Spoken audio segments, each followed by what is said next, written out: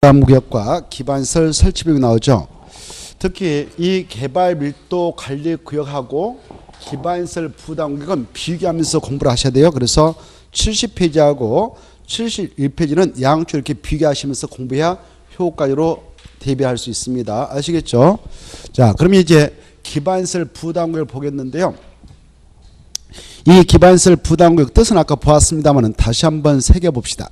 기반시설 부담구역이란 개발 밀도가 이렇게 지정됐다면, 여기 보세요.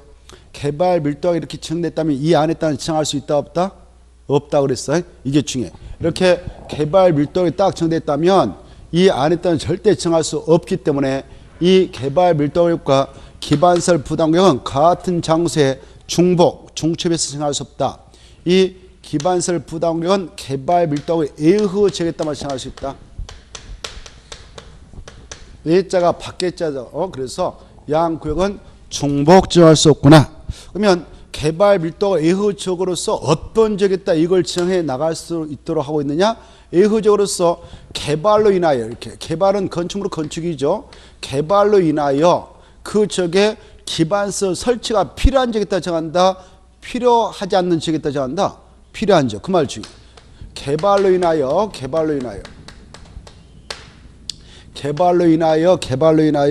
기반시설 설치가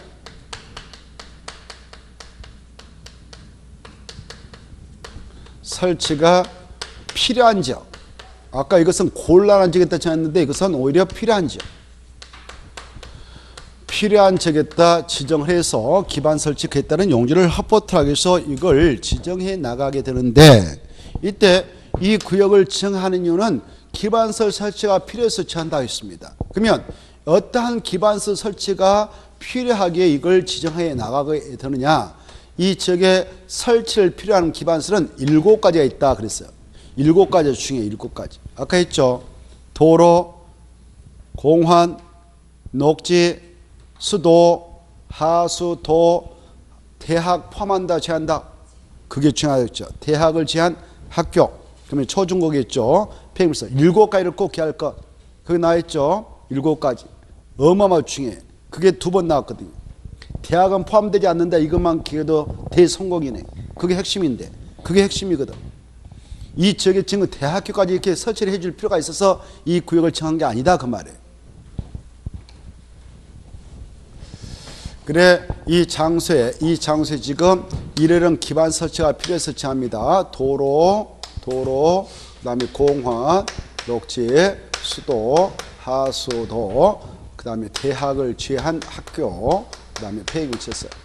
이런 것들은 설치가 필요한 지역에다 지정을 하게 되는데, 이때 바로 이런 것들은 설치가 필요하다면 바로 빨리 설치를 제공해야 여기서 개발행위를 원만하게 진행해 나갈 수 있지 않겠습니까? 그래서 기반시설 부담구역은 법에서 의무적 지정 대상적을 두고 있습니다.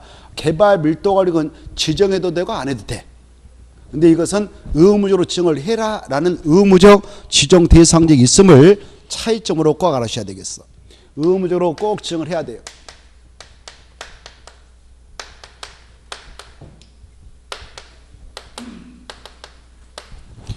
의무적 지정 대상적을 두고 있습니다. 의무적 지정 대상적이 그 밑에 박스와 같죠. 7번에 있지 않습니까? 1번, 2번, 3번, 4번 이렇게 밑에 A는 참고를 읽어보시라고 써놓은 거예요. 그 기출됐던 지문들이거든. 그 A들이요. 이럴 때 그에 해당한다. 이것이 A거든. 그래서 이 의무적 지정 대상적이 어마어마하게 중요해. 이걸 4가지로 딱 압축해서 기억을 해두셔야 돼. 머리에다 넣어버려야 돼. 이걸 기억하는 것이 급선무예요. 급선무. 그래, 의무적 지정 대상적은 바로 첫째, 어떨 때 여기 봐봐. 이 기반시설 부담을 의무로 지정할 대상적을 분석해 보면 4가지 지역이 있습니다만은 4가지 지역 모두 다 이런 의미가 내포되어 있어. 바로 개발행위 집중적이다라는 게 내포되어 있어요. 거기 써놨어요. 무슨 지역이다고? 개발행위 집중되는 지역. 그런 지역에다가 지정을 해라 이렇게 돼 있단 말이에요. 개발행위가 집중된다는 것은 그 지역에 건축물이 막 들어설 가능성이 높은 지역이란 말이에요. 건축물을 막 들어선다. 아까 개발행위는 건축물을 건축한다 이렇게 생각을 했잖아요. 그래, 개발행위가 집중된다 그 말은 건축물 막 들어선단 말이에요. 이렇게 막 건축물이 들었으면 아직 기반설이 구축도 안 됐는데 이쪽에 지금 시애각지 돼가지고 도로는 엉망인데 이렇게 도로는 엉망인데 이쪽에 막 아파트 같은 게 막 문별에 들어선다. 그러면 다음에 도로 계획도로 설치할 때 부작용이 발생하지 않겠습니까요? 오케이? 그래서 우리 법에서는 야 개발인가 집중되게 되는 지역들이 있다면 그 지역이 네 가지가 있다. 이런 지역은 이 지역을 관하고 있는 특광 특특 시장소 네들이 반드시 이걸 지정해 가지고 그 지역에 필요한 기반서를 먼저 쫙 계획적으로 깔아주라. 시 예산 가지고 군이면 군 예산 가지고 그리고 민간이 여기 들어와서 신축하고 증축한다면 여기에 기반서 설치할 때 어마어마한 돈을 들여서 해준 만큼 바로 여기 들어와서 신축 증축을 한 자에게 바로 돈을 걷어도 된다. 그 돈 이름을 기반설 설치비로 하자. 민간한테도 부담을 시키도록 하자. 민간에게도. 우리 민간에게는 바로 총 비용 대비 20%까지 부담을 시키자. 이렇게. 그래서 용어를 이렇게 쓰는 거예요. 우리 민간에게도 부담시키겠다. 우리 민간에게도 기반설 설치비는 부담시키겠다. 해서 용어를 기반설 부담구역 했던 것입니다. 기반설 부담구역이 아닌 이런 지역 있잖아요. 이런 지역에 있는 도로 설치비는 다 시 예산 가지고 다 했던 것이에요. 근데 이 안에 들어가서 우리가 기반설 부담구역 안에 들어가서 신축과 증축할 때는 우리가 돈 낼 각오를 해야 돼요. 민간에게. 알겠나요? 자, 그래 이제 정리하면 어떤 지역이면 개발행위가 집중되는 지역으로 볼 수 있냐? 첫째, 이 지역 봐보세요. 원래 이 지역이 허벌 파졌던 시애각지 됐어요. 근데 갑작스럽게 이 지역에 적용되어 왔던 법령이 개정되었어요. 개정. 아니면 새롭게 적용할 법령이 제정되었어요. 그러함으로써 이 지역에 적용하게 될 행위자니 개발행위 제한이 행위자니 강화될 때 개발행위가 쉬워서 집중되겠어? 완화될 때 개발행위가 쉬워서 집중되겠어요? 완화. 그래서 완화된 지역이 있다든가 아예 해지돼 버렸다. 그런 지역이 있다면 개발행위 집중적이다. 그래서 지정을 해야 된다. 이렇게 법에서 의무를 가하고 있습니다. 이 말이 중요해. 완화, 해지는 지역. 이 말에 반대말을 써놓고 이런 데다도 지정해야 된다. 그럼 틀리겠죠? 반대말을 뭐다고? 강화. 그러면 틀리겠습니다. 두 번째. 이 지역에 적용되어 왔던 여기 봐봐요. 이 지역 봐보세요. 원래 이쪽까지만 해도 바로 시내가지고 개발 용도의 지역인 주거지역, 상업지역, 공업지역에서 막 개발했어서 이렇게 아까 개발 밀도를 지정했다. 가정해봐. 근데 여기는 도로 한 블록을 그려서 여기는 허벌판 있어. 도로 이렇게 조그만하게 되어 있었단 말이에요. 이 지역의 용도지역이 이랬거든. 자연 녹지겠다. 아니면 계획과정이있다. 가정해봐. 이런 지역은 개발하기가 쉽지 않아요. 자연 녹지역은 건폐율이 20%밖에 인정 안 되거든. 여러분 돈 벌어가지고 개발하려고 한다. 그래서 뭐 수익성을 높이는 어떤 사업을 하려고 한다. 그러면 여기 있는 땅 사가지고 개발 행위해봐야 답 없어요. 사람도 별로 없는데 일단 건물을 쳐봐야 답 없단 말이에요. 수익성도 없다. 그리고 여기 대지 예컨대 100평을 주고 샀어. 평이란 말 써서 안 되지만 100평짜리 하나 대지 하나 샀는데 건물 진다 하더라도 건축 면적은 20평밖에 못 치거든. 80평 빈 땅 온다고 놀려야 된단 말이에요. 수익성이 맞겠어 안 맞겠어? 안 맞지. 건필 20밖에 인정 안 되는데. 건필 20. 또 용도는 100% 이하밖에 인정 안 돼요. 그래서 별로 개발행위 하는 친구들이 별로 눈 뜨고 별로 안 들여요. 그냥 투자 목적으로 사놓고 그냥 땅에다 묻어놓으면 몰라도. 계획과정 건필이 40, 용률 100. 이거밖에 안 되니까 별로 여기 있는 땅은 개발업자들은 별로 신경을 안 써요. 아파트를 건설하는 회사들은 이런 데 땅 안 산단 말이에요. 저 주거적 상업적 땅 사 바로 올려가지고 팔아먹고 분양하고 나가죠. 여기 근데 이랬던 땅이 자연 녹지적 계획과정 땅이 봐보세요. 오늘부로 용도를 변경 고시해서 국장시도서 대도시장에 도시군가격 변경 고시를 통해서 자연 녹지적 있던 땅을 제2종 일반 주거로 변경 고시했다. 계획과정을 제3종 일반 주거로 변경 고시했다. 그러면 용도직이 변경됐다 이렇게 뭐라 한다고요? 용도직이 변경됐죠. 변경되었을 때에 여기 봐봐요. 자연 녹지기 2종 일반으로 계획과정이 제3종 일반주로 용도직이 변경되면 행위자니 완화된 쪽으로 변경됐다 볼 수 있을까? 강화된 쪽으로 변경됐다 볼 수 있을까? 완화. 제3종 일반 주거지역은 중고층 주택 중심으로 중고층 주택 중심으로 바로 편리한 주거 환경을 조성할 필요가 있는 지역으로서 이용을 허용하기 위해서 정하거든.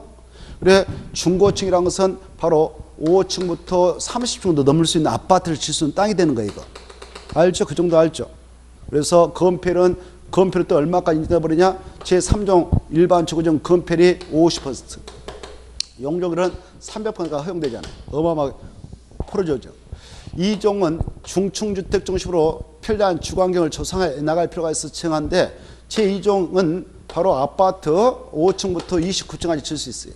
건폐율은 60%가 허용돼 버리고 용적률은 250까지 허용되잖아요. 그러면 대포 행위자니 완화된 쪽으로 변경됐다, 이렇게 두 번째가 그거예요.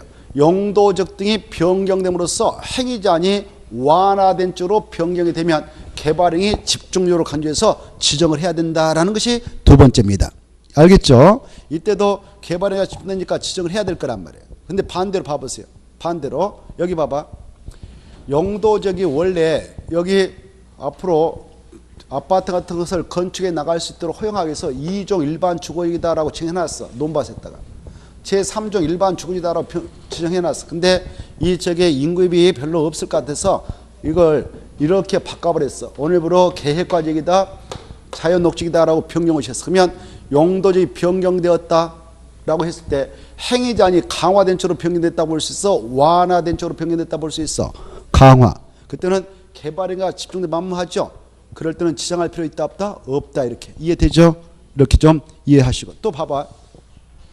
두 번째 보면 용도 지역 등이 할 때 이 등은 바로 용도지구, 용도구역도 포함되어 있는 용어다, 이거야. 이해하시고 용도 지역 등이 바로 변경되거나 해제됨으로 말미암아 종전면에서 행위자니 완화된 쪽으로 변경됐다면 바로 개발행위 집중적으로 간주해서 지정을 해야 되는데, 이때 등이라는 것은 용도구역도 포함됐다고 그랬잖아요. 그래서 여기 보시면 오늘부로 2종 일반 주거지다라고 변경을 시켜놨어. 제3종 일반 주거지다라고 변경을 시켜놨어. 근데 아직 여기 기반시 구축되어 있지 않는 상태에서 막 아파트 건설회사에서 아파트 필요로 땅 사서 막 여기저기 아파트 지어버리면 이 지역에 무질서한 시가가 예상돼. 그래서 이 2종 일반 제3종 일반 주거지 위에다가 여기다가 시가와 조정구역이다라고 딱 증거했어요. 시가와 조정구역이다라고 증거해버리면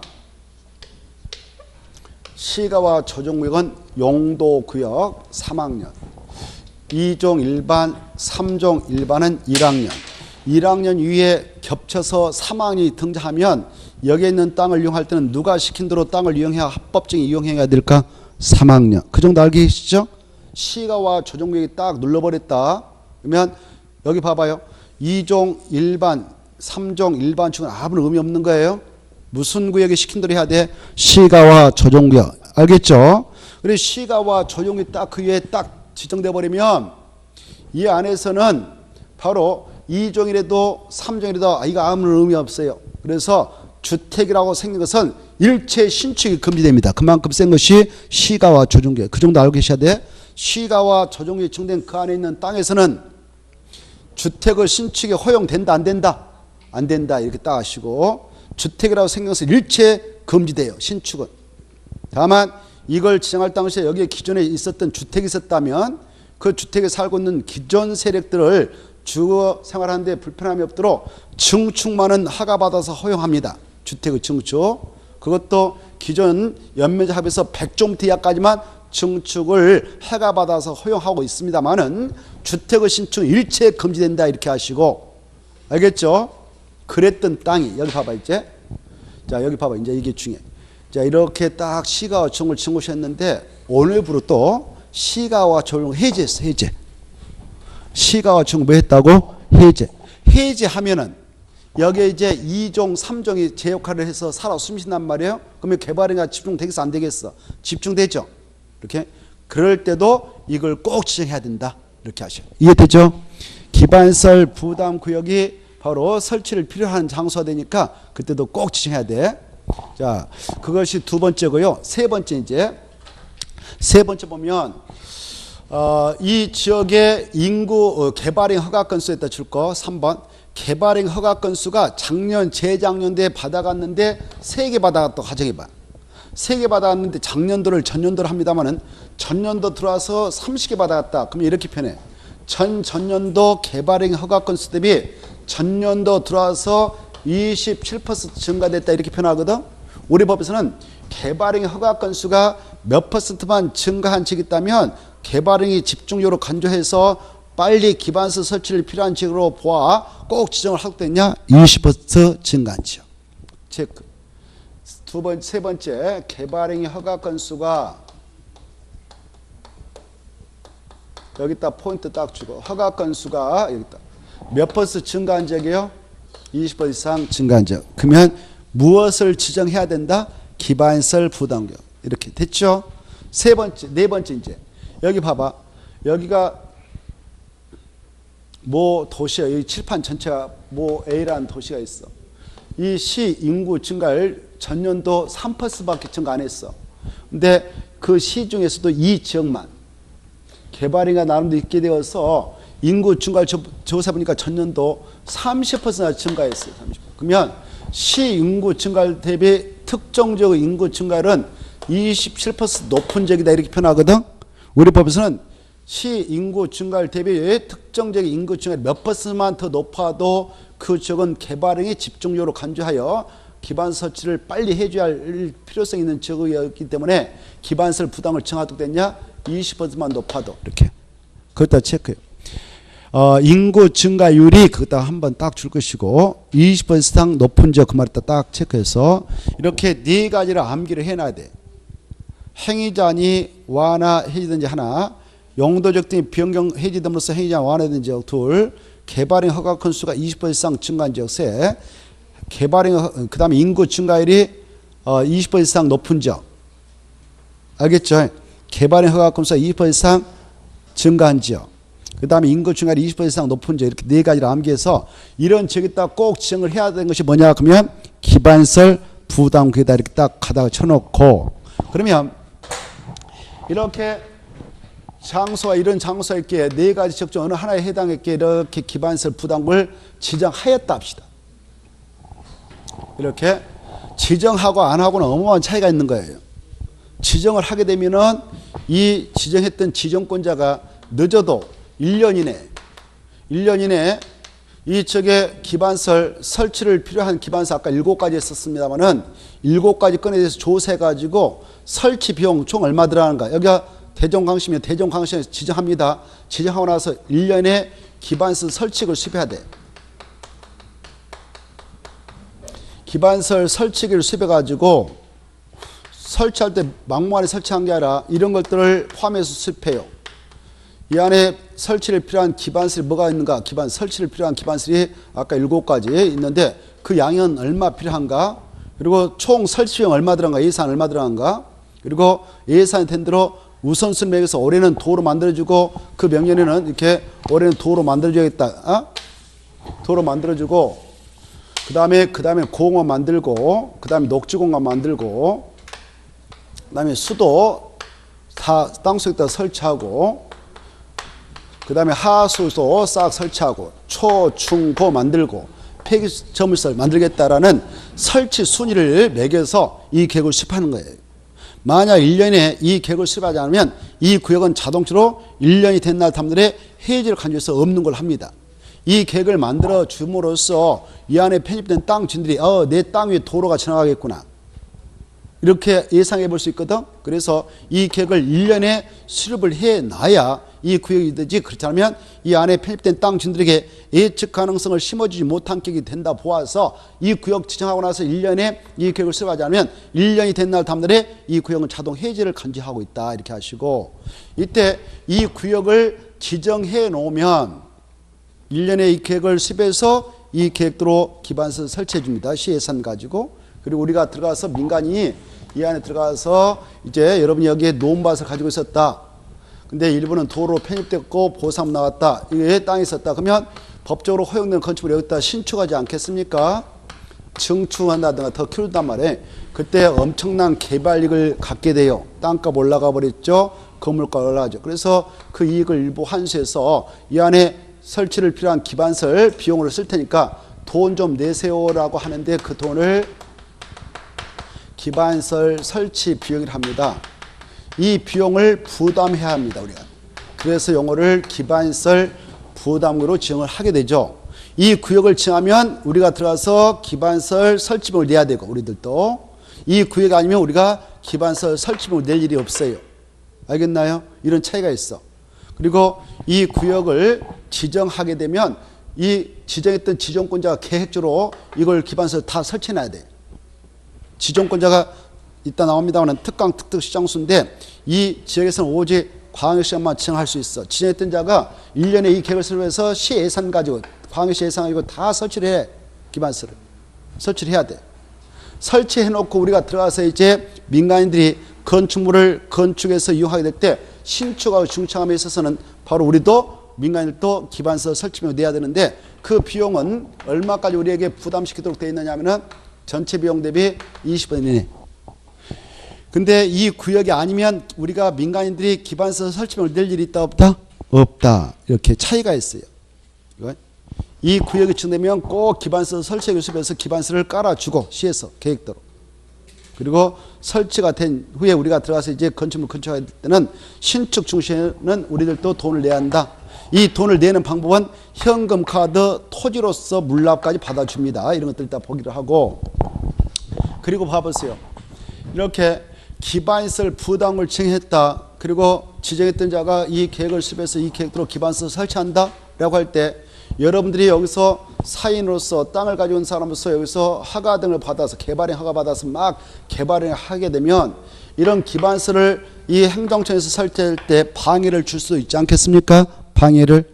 그래서 기반설 부담으로 정된 장소일 때에는 우리가 여기서 허가 받아가지고 개발행을 하게 되면 이런 거 설치할 때 방해를 소지가 있기 때문에 당분간 사인들은 여기서 개발행 허가 못 받아갑니다.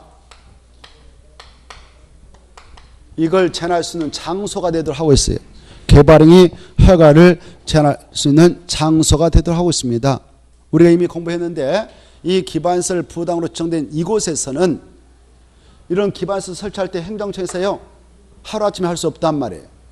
알겠나요? 그래서 5년 동안 허가 못 받아 막을 수 있는 법적 근거를 두고 있어요. 몇 년 동안 막아놓을 수 있다고? 5년. 알겠죠? 그것다 써놔. 기반설 부담겠다 밑줄 끄시고 제목에다가 제일 위에 기반설 부담겠다 줄 딱 끄시고 한마디 써놔. 최대 5년간 개발행 허가를 제한할 수 있다 이렇게 딱 써놔요. 제목에다. 그래야 여러분들이 앞으로 공부할 때 편해질 거 아니에요.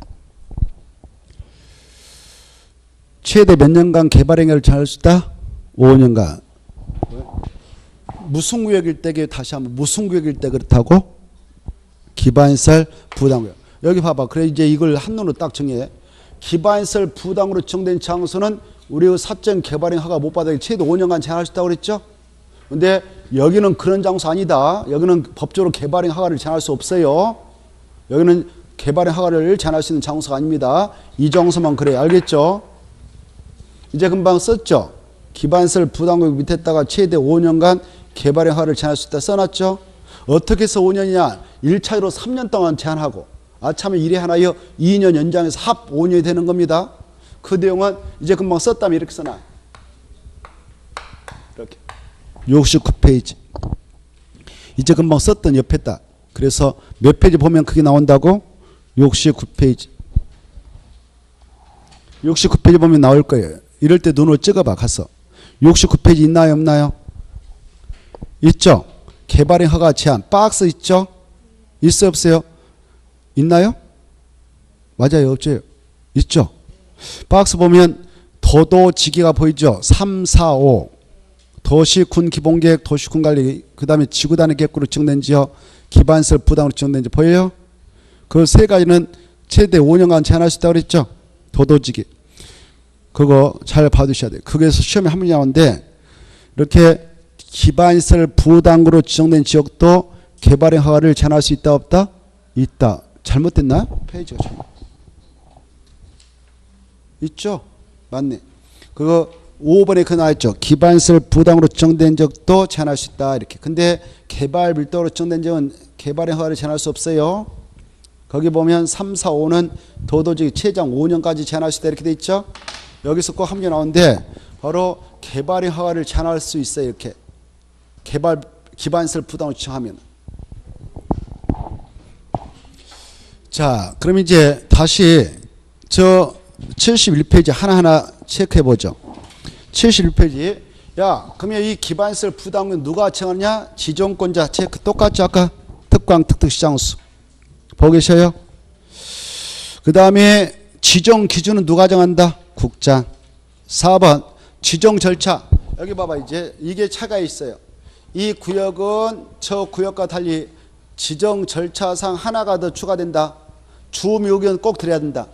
여기에 주민들은 다음에 여기서 신축 중시할 때 기반시설 설치비를 부담해야 되니까 알고 계셔야 돼. 그래서 기반시설 설치 비용을 부담해야 할 친구들이니까 알고 계셔야 된다는 점을 감안해서 이 기반시설 부담을 정할 때는 절차상 주민 의견을 꼭 드려야 된다. 그 다음에 지방도시의 심의 꼭 거친다. 그리고 지정시한다. 근데 이쪽에는 아까 주민 의견 청취 필요 없다고 그랬죠?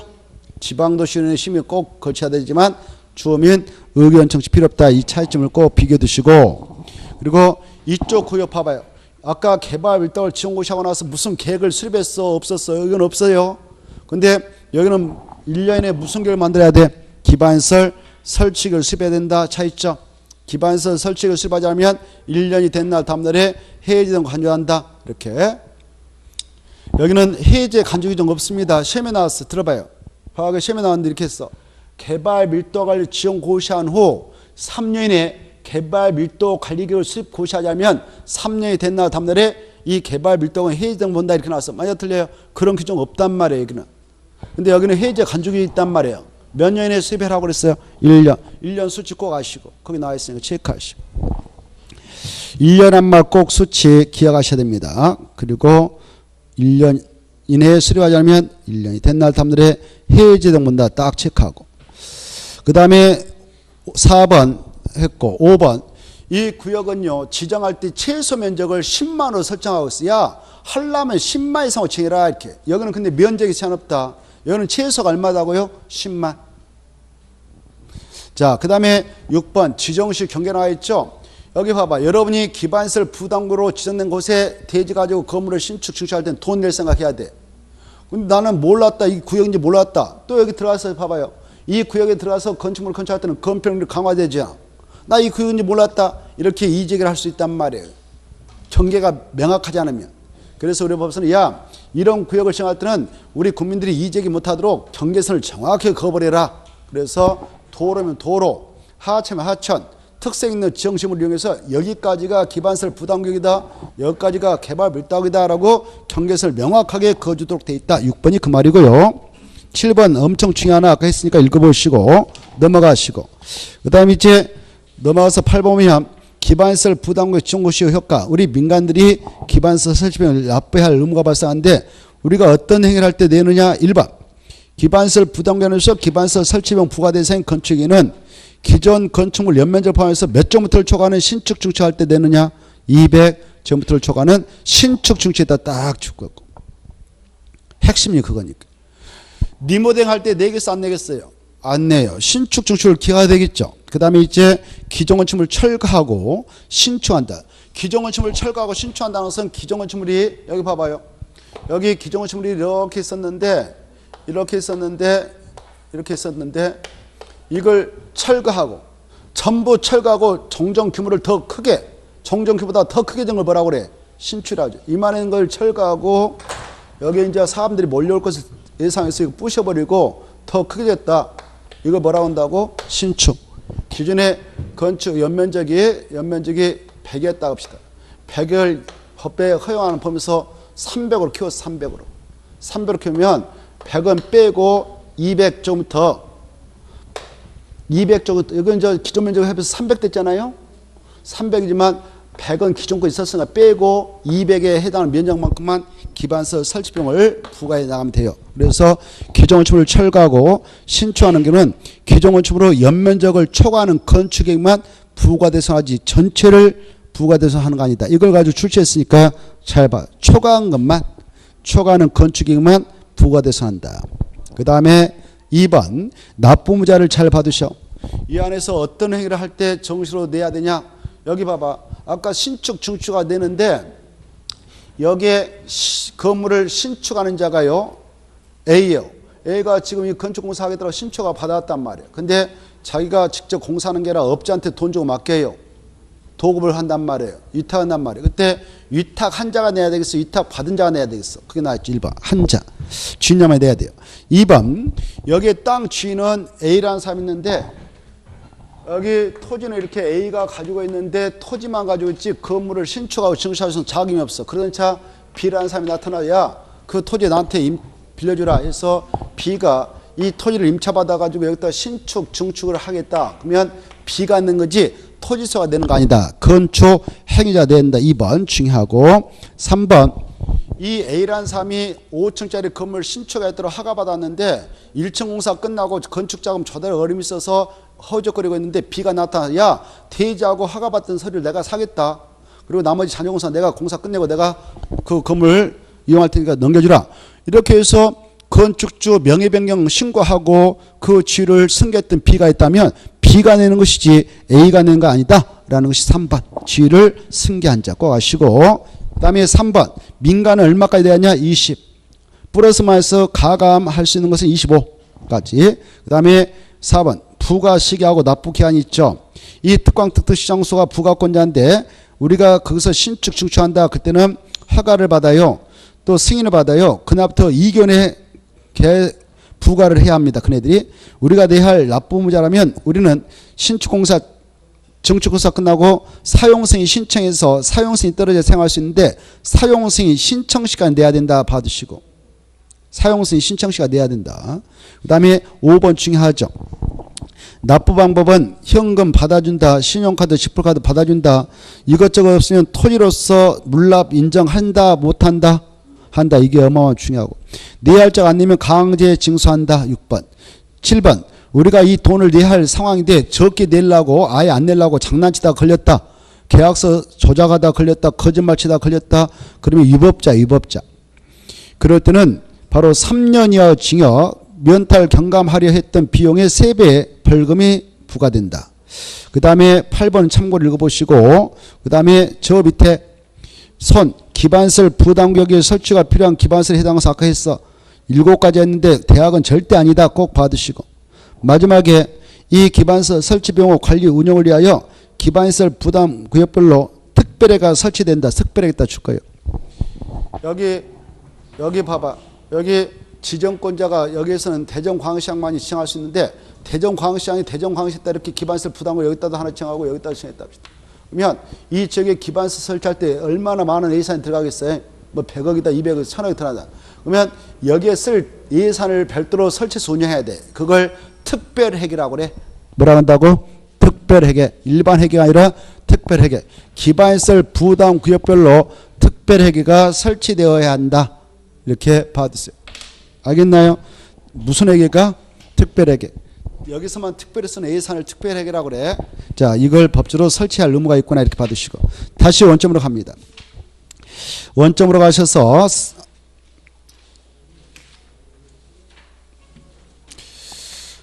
자 5페이지로 가면 5페이지 우리가 이제 19번, 20번, 21번까지 봐왔고 25페이지 보면 부동산 공법상 각종 행정계획의 상호관계 나와 있죠. 이 표도 잘 머릿속에다 입력하셔야 됩니다. 행정계획의 체계 위치와 상호관계 해가지고 1번 이 행정계획 뜻은 행정청에서 수립하는 계획이라는 거 알죠? 그래서 밑에 있는 것들은 다 행정청에서 수립하니까 행정계획이죠. 그리고 이 계획들은 다 토지를 대상으로 수립합니다. 그래서 토지용 계획인데 넓은 지역의 토지를 대상으로 수립하면 상위계획, 좁은 공간을 수립하면 하위계획이 돼요. 그래서 1, 2, 3, 4 이렇게 돼 있죠. 위에 있는 계획수로 상위계획이라 생각하고 밑으로 가면 갈수록 하위계획이다 이렇게 딱 체크를 해놔요.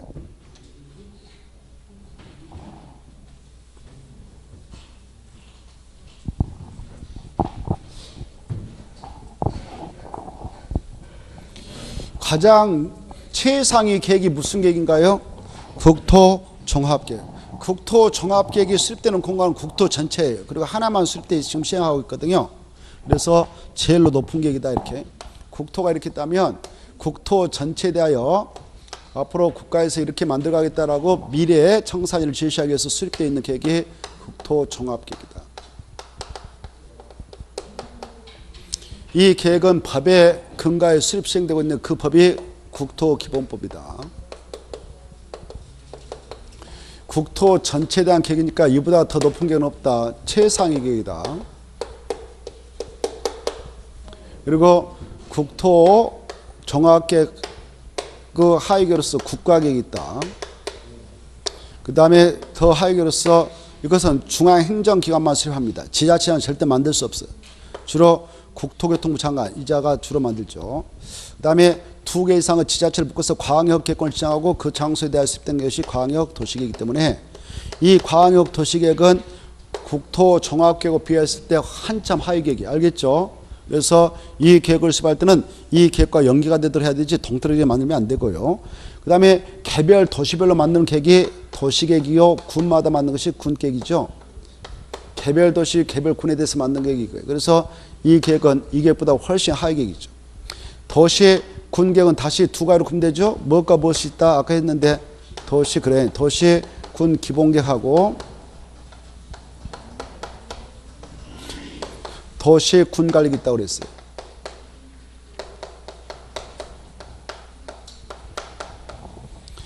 이 기본계획 봐봐요. 도시, 군 기본계획은 도시, 군 관리계획의 수립의 지침이 된다고 그랬어요. 그래서 지침을 내려주죠. 지침 받아서 관리계로 영영용 기사집을 결정해서 그 도시의 땅을 관리하고 있고 군의 땅을 관리하고 있지 않습니까? 그래서 지침을 내려주는 기본계획하고 지침을 받는 관리계획이 있는데 그래 이게 기본계획도 훨씬 상위계획이고 이건 하위계획이다 이렇게 하는 거예요. 그로 밑으로 가면 갈수록 그걸 수립하게 된 토지 공간도 좁아지고요. 위로 올라가면 갈수록 넓은 지역을 대상으로 수립되죠. 그래서 상위계획이라고 하위계획을 한다 이렇게 딱 관계를 한눈으로 파악해두셔야겠다. 알죠? 이거 아주 중요하다. 그 다음에 이것들 다 법의 근거에 수립되어 있기 때문에 이런 것들 다 법정계획이라고 그래요. 그것도 하나 써놔. 법정계획이다. 지금 이런 계획은 다 무슨 계획이다고요? 법정계획. 법정계획의 반대말 뭘까요? 시험에 나왔는데 그렇죠? 비법정계획이다 그래. 그러면 틀리는 거예요. 시험에 나왔어. 도시, 군 기본계획은 비법정계획이다 이렇게 나와요. 틀려요. 법에 규정되어 있는 법정계획 있죠. 비법정계획 하면 틀린다. 이거 하나 새겨두시고. 그 다음에 이것들 다 행정청에서 만드니까 행정계획이라고 그랬어요.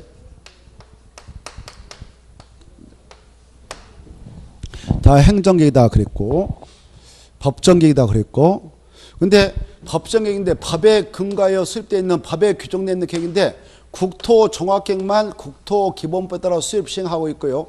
이 밑에 있는 것들은 다 무슨 법에 근거하여 지금 수립 시행하고 있냐? 국토의 계획 및 관한 법률. 국토의 계획 및 관한 법률. 이거 약속 우리끼리 국토계법.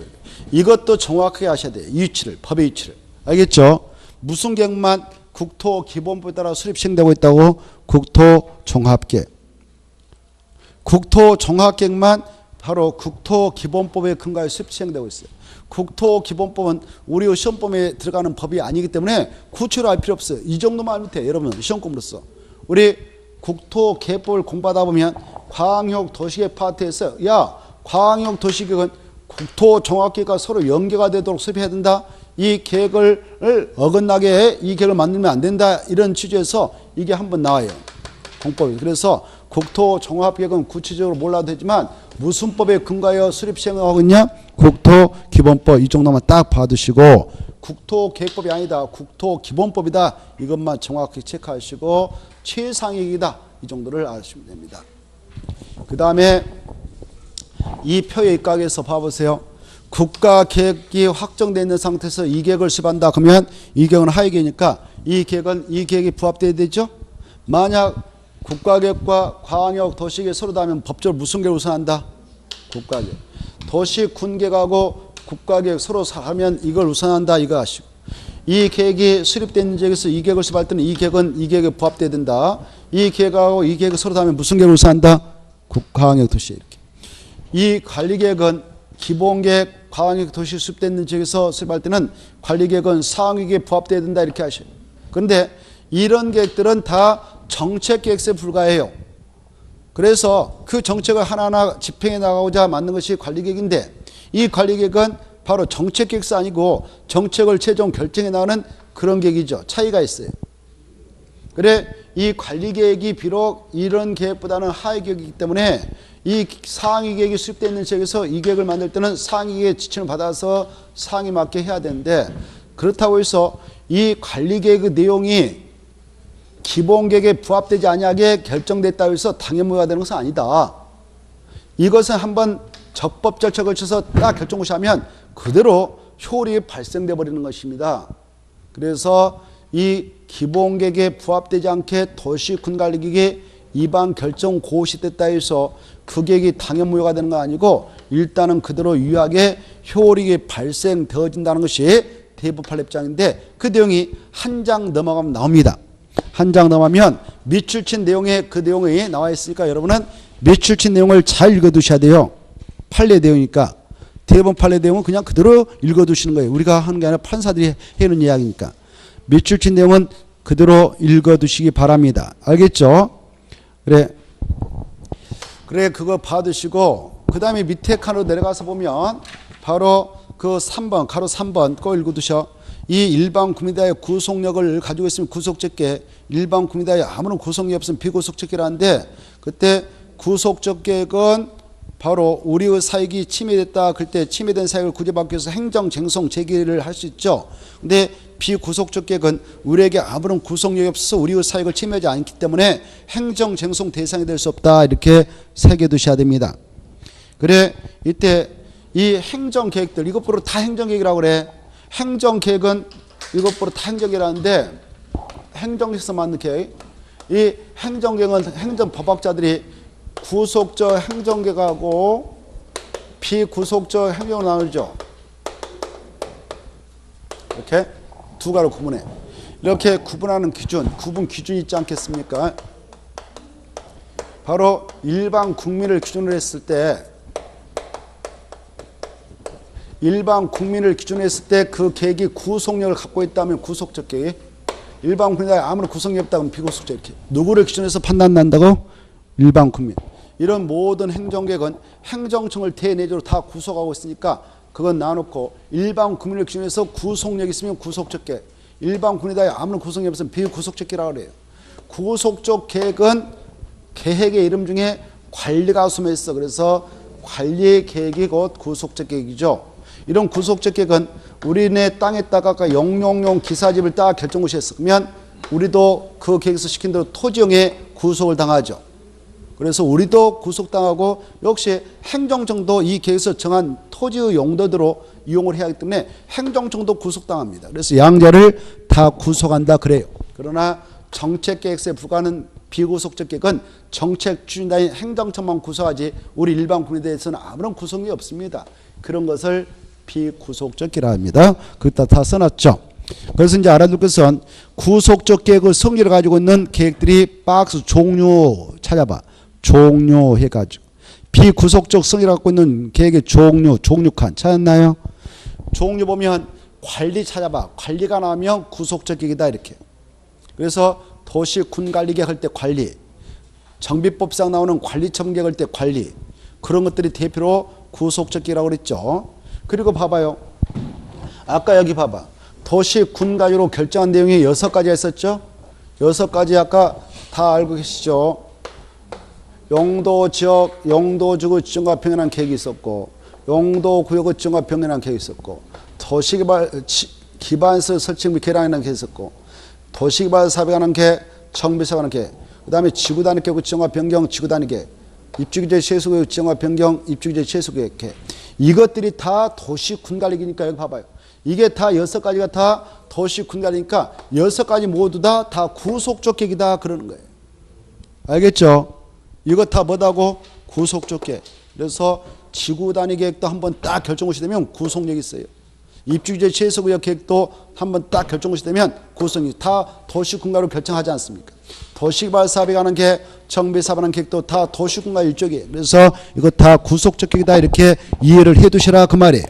그런데 비구속적 계획 있잖아요.